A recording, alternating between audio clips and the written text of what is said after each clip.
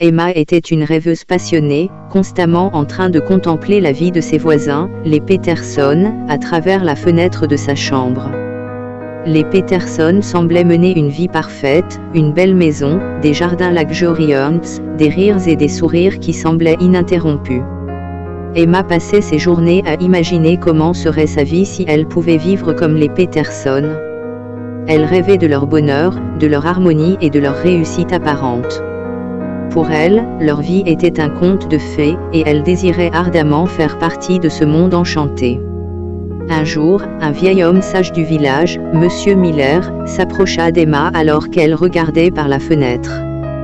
Il avait vu cette scène se répéter trop souvent et voulait partager une leçon avec elle. Il lui raconta une histoire d'une jeune femme qui avait poursuivi un rêve similaire et avait finalement réalisé que tout n'était pas ce qu'il semblait être. Dans l'histoire, la jeune femme avait réussi à entrer dans la vie qu'elle enviait tant.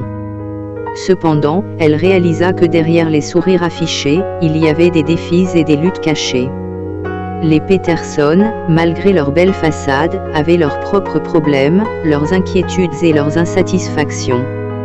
La leçon que M. Miller voulait transmettre à Emma était claire: la vie des autres peut sembler idéale de l'extérieur, mais chacun porte son fardeau. Il lui conseilla de ne pas perdre de vue sa propre vie et de s'efforcer d'être heureuse avec ce qu'elle avait. Après avoir entendu cette histoire, Emma commença à changer sa perspective. Au lieu d'envier la vie des Peterson, elle se concentra sur la création de sa propre réalité.